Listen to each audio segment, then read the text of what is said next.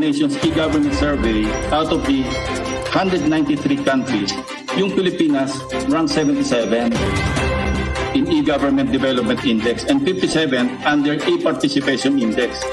Sinabi nito sa survey, yung Philippines is a very highly developed human capital progress, pero stalled because of our relatively less developed telecommunications infrastructure. In the Digital Quality of Life Index 2020 by Surfshark Limited, the country ranks 82nd in internet affordability, 77th in internet quality, and 67th in electronic infrastructure. Now, no less than Secretary Carl, NEDA Director General, yung report niya released by the World Bank and the NEDA, sabi nila, the adoption of digital technologies can help the country in overcoming and recovering from the crisis brought about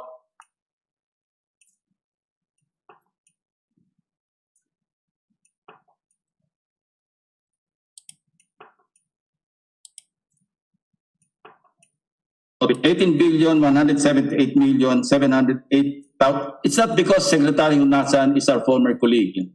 This is for the country. This is not for Secretary Hunasan.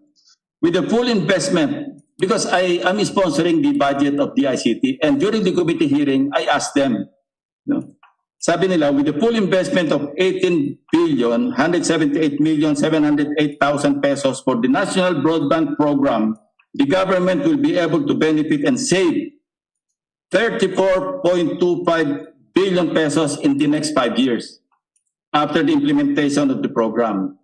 Now, tanong ko sa kanya, kung mabigyan kayo ng 18 billion, kaya nyo bang ma-implement yung national broadband o makumpleto? Ang sagot was yes, resounding yes.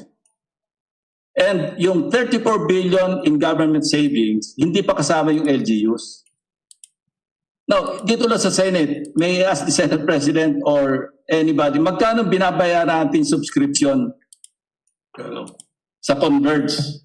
Or individual offices of senators, magkano binabayaran natin bawat office para sa internet connection? Pag sinuma total natin yan sa isang taon, that's a lot of money. And how many, Department of Finance, for example, how much are you paying? BIR, Customs, NEDA, DBM, how much are we paying for subscription? Now, if we realign part of the 68 billion pesos, a big portion of which has already been wasted in the past years, kasi 2016 to 2020, nakaka 168 billion na nga eh. Hindi mo pwede mag-invest na lang tayo ng 18 billion pesos para sa National Broadband Program. Pagkatapos tayo ngayon na makikinabang, hindi na tayo magsusubscribe because government will provide. This is not, this is not to say that yung new normal ngayon will use a lot of, internet connection. Yung school learning program, tapos Zoom tayo ng Zoom. Hindi naman tayo makapag-Webex nang wala tayong internet connection. So I hope the chairman and our colleagues will consider my plea because, hindi lang yun, based on the BSP report, Baco Central, and Secretary Jokno is here, or Governor Jokno, to either confirm or deny this. Yung e-money providers or those using digital payment streams have reported record high increases in the number of transactions and account users during the quarantine period. The latest data on the volume of transactions using PesoNet and InstaPay shows a substantial growth of 122% from 23 million to 51.2 million from the first to the second quarter of 2020 alone. Now, bakit ayaw natin mag-invest sa technology? Because it's not so tangible. Hindi nakikita yung tulay, hindi nakikita yung kalye, hindi nakikita yung multipurpose building. Intangible eh. But the benefits that we will reap over the next 5 years or 10 years or 20 years tremendous. I heard, I don't know if I recall the figure mentioned by Secretary Honasan when he was with the President in their visit to Korea. And according to him, quoting the Korean counterpart, South Korean counterpart, since 1987, naka-e-government na sila. And they're able to save, I think, $25 billion. Why can we not copy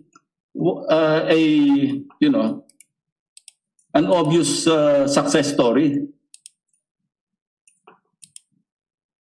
Yeah, just for the record, to answer part of the question of Senator Lacson, the average for the Senate offices, senators' offices only, and not the Secretariat, is 4.6 million a year, just on the internet.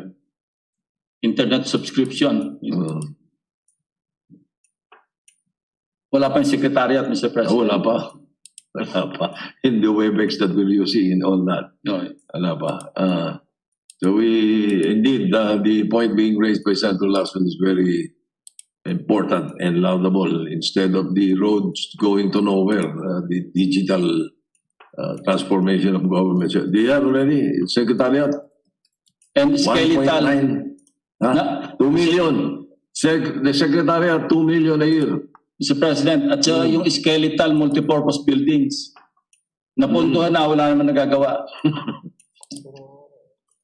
Now, I have a couple of questions, Mr. President, Mr. Chairman. How does our government harness digital financing platforms to aid the downturn of consumer spending during the quarantine? I think the DTI, Your Honor, has a program where they assist MSMEs to have a digital presence. I'm just trying to remember the name of the program, but it's one of the services they provide because a lot of the cottage industries and the MSMEs, Your Honor, they don't have a digital presence, and they make their money when there is a fiesta. For instance, I was reading about these weavers who go to fiestas all over the country, and they don't have a digital presence at all. So during our DTI hearings, I asked Secretary Lopez to ramp up because there is very little, there won't be very many bazaars and things, industries like agencies like CITEM or some of these more traditional bodies which hold conventions, etc., and actual displays of Philippine products.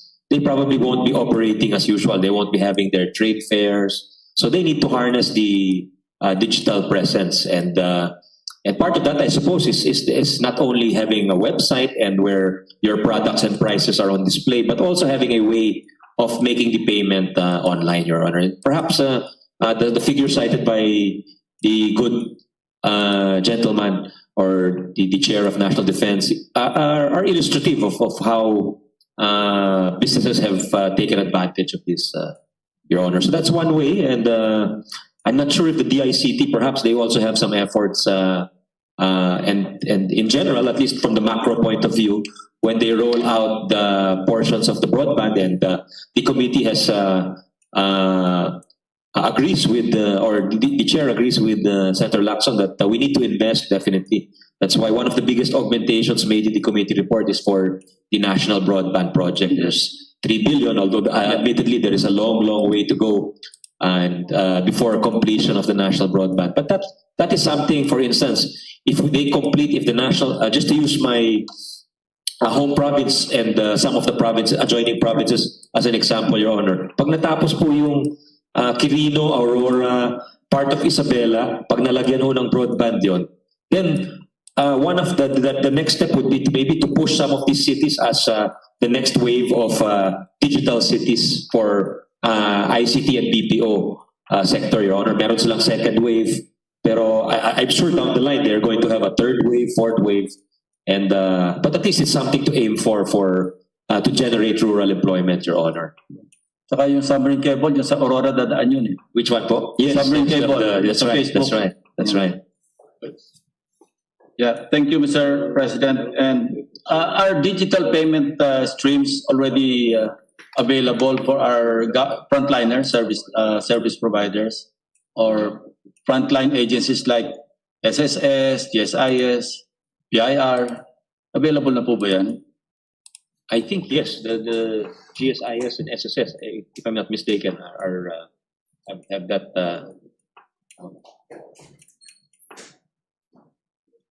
Ang malungkot kasi, Mr. President, Mr. Chairman, last year, I proposed to augment the budget of the DICT for the same program. Ang naiwan lang, of course, na-approve din ng good chairman, parang nagkaroon ng 2.8 billion out of the so much that we were proposing to augment. Yung 2.8 billion, ang naiwan na lang 100 million na FLR pa. Last year for this year. For this year. Yun ang malungkot. So, mamaya we will tackle the issue on FLR, ano. And I'm glad that Secretary Abisado is here to listen to our discussion. Ito, si Yusek Mapa mismo, no, mention, sabi niya, yung third quarter of economic performance, Yusek Mapa mentioned that e-commerce such as courier or online transactions, ito yung e-commerce is considered as components of the GDP. Now, can you tell us the actual contribution of e-commerce to our economy, in particular to our GDP? Could be substantial, no?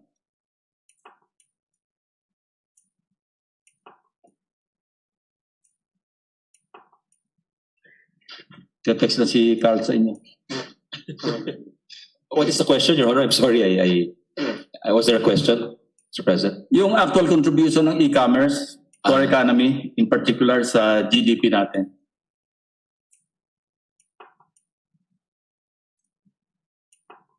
I read the figure, while we're awaiting the exact figure, Your Honor, I read the figure that it was a bit late, but 2010, we went up to 10%, I think, the participation from a low of 1 or 2%.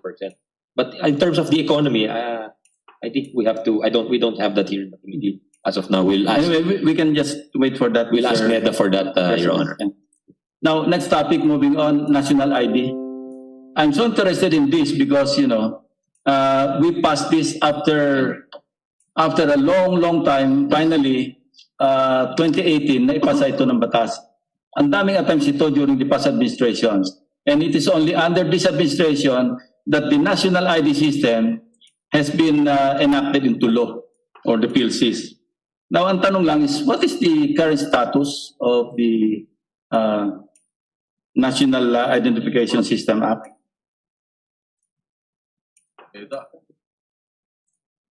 Please, I don't understand what you said.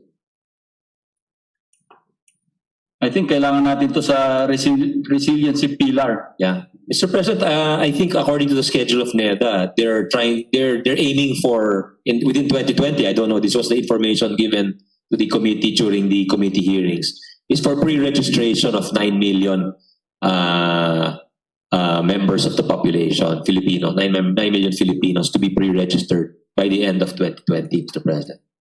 And hindi po mabibitin ito sa funding because yearly we are appropriating, di ba? We've been appropriating some amounts, say in 2018, 2 billion, 2019, 2.096 billion, sa 2020, 3 billion, and under the proposed 2021 budget, humingi ng 4.1 billion pesos. This is one endeavor that we should pursue and support. And even kung kailangan i-accelerate, we can add more funding for this because this is a landmark program para hindi tayo mapag-iwanan kasi parang tayo na lang yata walang national ID. John, may we know ano nangyari from 2018? What happened to the 2 billion? And the 2 billion in 2019 and 3 billion in 2020. Pagdating nung March, we were looking for it because of the SAP. social amelioration program, easy distribution if there was a national ID system. And Mr. Chairman, Mr. President, nabiktima ba ito ng FLR? Hindi naman. Huwag naman sana. Na FLR ba ito? Hindi daw ho. Ay, maraming salamat naman. We're asking for an accomplishment report, Yes, please, Mr. yes. President. That'll be good. yeah. Thank you. They were giving me figures as to how much was obligated, but I think what the presiding officers after is really knowing in common, in layman's terms, what do we have to show for all these expenditures, Your Honor? Right. Now, next topic, Mr. President, and I hope this will be my last topic, yung for later release. I'm taking issue because, you know, nag-research po kami ng pinagmulan nitong for later release. Ito yung tinatawag na negative list. Nagsimula ito 2014 dahil merong inisyu, circular number 551.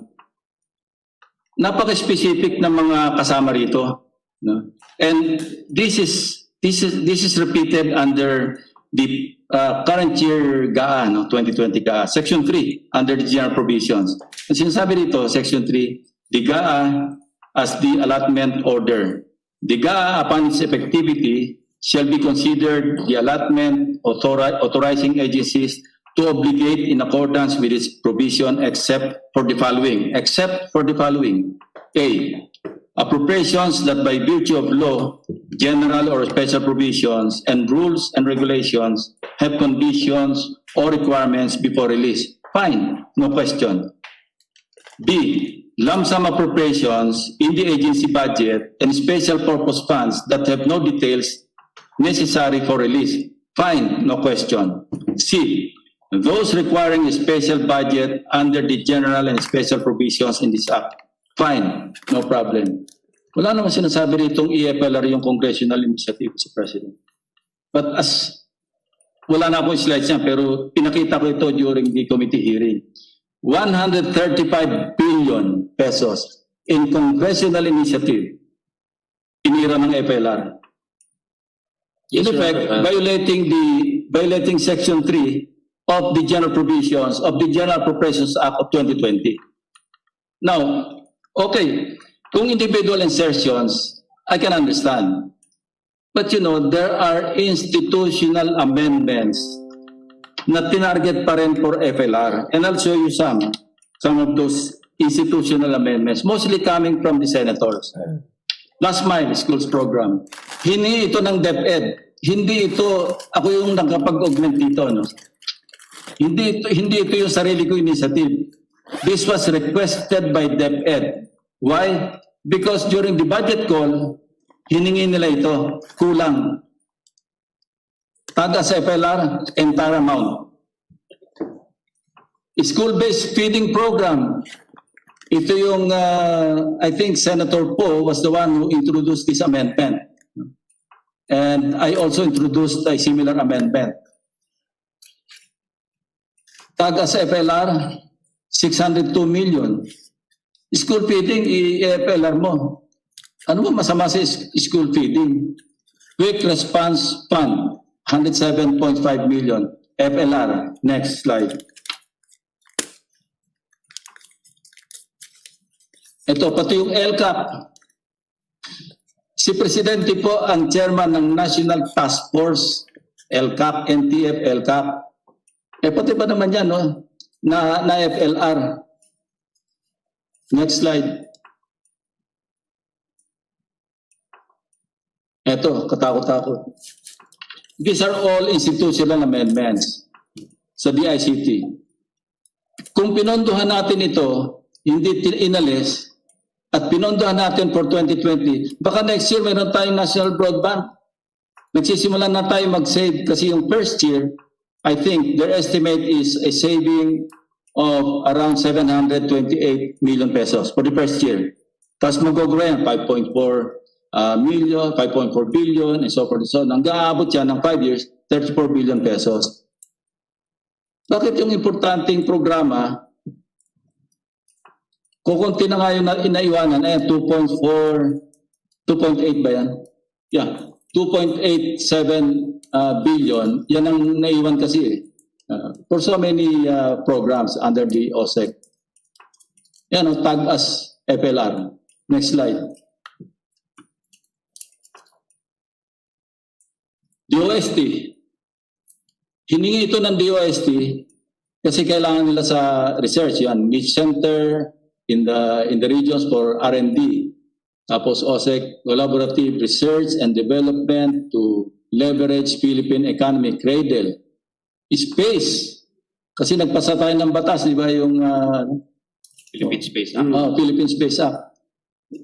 Ang nadali ng FLR, magkano yun? 300 million. Innovation Fund din po, Mr. Yeah, President. hindi na nahabag. Yung Innovation Fund under the Innovation Act also was covered also, Your Honor. Next slide, meron pa ba? Wala na. Pero Anyway, marami pa hong hindi nabanggit na. Yeah, maraming The committee binabanggit. made Kasi these are just samples. Yes, eh. yes, Your Honor. The point is well taken. Yeah. Palang national ID na FLR din, 2 billion pesos.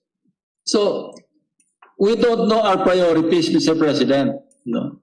Ang suggestion ko sana, okay, dali natin sa unused appropriations.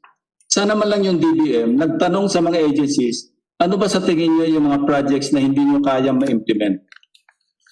I-FLR natin yan kasi hindi nyo rin makaya implement within the year. Di ba mas sound yung ganong act or move? Instead of indiscriminately, basta nakitang congressional initiative, FLR. Regardless kung individual, insertions, or institutional amendments. Ang maraming tinamaan sa institutional amendments, senators. Because most of our amendments here, I know that for a fact, because tinitake up natin sa caucus, are institutional amendments. So ano yung na-hamper? E di yung operation din ng national government, which mostly executive department. So I would just like to reiterate, Mr. President, Mr. Chairman, na, and I hope this will be retained because may mga exceptions dito sa FLR. Eh wala naman nakasulat ditong congressional initiative. So I just hope that this will not be amended because for all we know, baka magkaroon ng letter dito na congressional initiative. Okay. And it's on you, Mr. Chairman. Yes. No. We pledge in the committee we will preserve that provision cited by the good gentleman, and we will assert the prerogatives of the legislature. Because the original intent way back in 2014 is really yung as enumerated lang.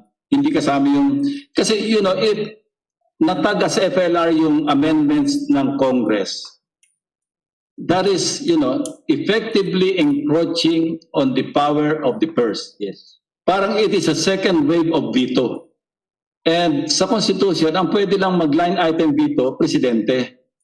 Pero after the President has exercised his veto power, line item veto power on the budget measure, here comes another wave. Yung amendments na inintroduce ng mga legislators, parang nabito. So ba't pa tayo nag-uusap dito kung aasahan pala natin, itong pag-uusapan natin, bagsak niyan, FLR, which is as good as a veto. Because I remember when, I think this was in 2017, when we had this reconciliation meeting between the House members and the Senate, in the office of the Senate President, where Congressman Zamora was heading the team. And then OIC Janet Abuel was around. Ang sabi niya, hindi po pwede yung conditional veto. Kasi ang inaalaw lang yung veto or no veto. Pero to go around, kasi dati meron tinatawag na impoundment. And then we complained. I don't think you were here already at the time. Kinomplain namin ni na Senator Drilon na wag namang i-impound. So nawala yung impoundment. Pero pinalitan ng nomenclature. Parang dumaan pa yan sa needing clearance. And then now, FLR. So we'd like to appeal to the DBCC, particularly sa DBM. Kung pwedeng igalang naman yung power or yung authority ng Congress over the budget. Kasi there are 4 phases or stages sa budget process. Nasa inyo yung preparation, nasa amin yung authorization phase, babalik sa inyo yung implementation, and then accountability. So baka naman pwedeng marespeto yung authorization phase or stage because that's ours.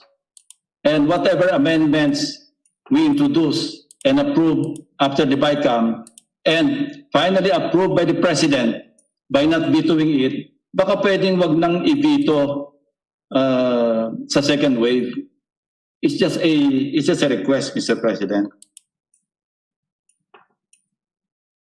Yes, I share your concerns, Mr. President, because somewhat indiscriminate po yung pag-include ng some items doon. No? Sana na-consulta rin tayo. But I just like to put on record the answer of the DBM. The reason for FLR is consistent with the President's affirmation message to ensure implementation, readiness, and alignment with the program priorities of the government. Since these are new items in the NEP, the same are subject to applicable rules during the budget. Without the pandemic, these FLR items will be released upon compliance with documentary requirements provided under NBC or National Budget Circular 580, adoption of economy measures in the government due to the emergency health situation. That's the official Mr. answer. Chairman, kailan ba tayo nasimulang tamaan ng pandemic? I think February, no? February, March. February, March, Your Honor. Yung Circular 578, nandun na yung FLR, January yun. So, they cannot cite as a reason yung pandemic kasi wala pang pandemic, may FLR na. January na labas yung Circular 578 before 580. Yung 580, it came after the pandemic hit us. Pero yung 578, the first time the FLR was mentioned, January 2 linabas. So, hindi naman siguro na-anticipate na magkaka-COVID-19 sa Pilipinas, Mr. President. I think you're correct, Your Honor, that there was already an FLR before. I remember our colleagues, di ba? We were in the lounge. Yes, Your Honor. Yeah. I won't mention names anymore, but some of our colleagues were, very loud in saying, huwag naman nilang i-FLR. I heard the laugh. I think this is one of those. Ayun. That's a Thank you. distinctive laugh, Your Happy Honor. birthday, Senator Amy. Thank you. Last item, Mr. Happy President. birthday, happy birthday. Happy birthday to our Vice Chair, Senator Ivy. Thank you. Nobody believes you're 65 years old tomorrow. You may proceed with the last item, Senator Lacson. It's past 12:30. We're supposed to. Okay, last item, very quickly, Mr. President. Yes, go ahead. This just to point out the disparity in the distribution of the budget, yung appropriations. Sa House ito, Regional, yeah. nung natapos na yung job, tinanong sa atin, one urban district in Davao is being appropriated 15.351 billion pesos. One district in Albay, 7.5 billion pesos. One district in Benguet, 7.9 billion pesos. One district in Abra, 3.75 billion pesos. Yun ang honor roll, Mr. President. Horror roll. With that list, why are we thinking of amending LCAP? Tapos, Mr. President, may nakita kami mga districts, 82 million. May 42 million pa yata.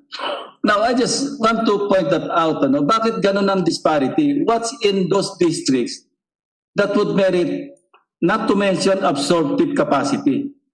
Kasi kung sa isang engineering district ang babagsak, I cannot see how that particular engineering district could implement 15.351 billion pesos of infrastructure project. That's all, Mr. President.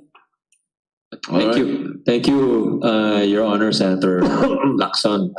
Maybe we can explore that further in the budget of the Public Works Department. Oh, yes, and perhaps we will be able to fully discuss it during the period of amendments.